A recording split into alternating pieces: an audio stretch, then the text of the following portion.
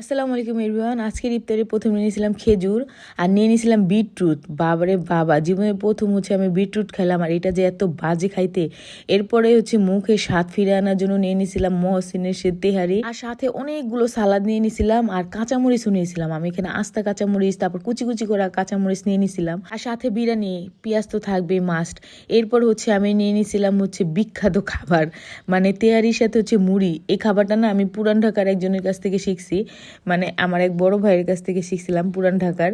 তো উনি দেখতাম কি তেহারি দিয়ে মুড়ি দিয়ে খায়। ফার্স্টে না এত বেশি বিরক্ত লাগতো, কিরে ভাই তেহারি দিয়ে আবার মুড়ি খাই, এটা আবার কেমন খাবার।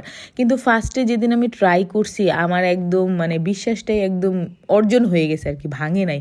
এত বেশি মজা হয়েছিল, মানে মজা ছিল মুড়ি দিয়ে আসলে তেহারিটা, খুবই মজা। যারা যারা খান তারা তো জানেনি। যাই হোক, খাওয়া শেষ করে এখানে আমি একদম প্রিমিয়াম কোয়ালিটির একটা জিলাপি খেয়ে নিলাম। তো আলহামদুলিল্লাহ, এই ছিল আজকে আমার ইফতার।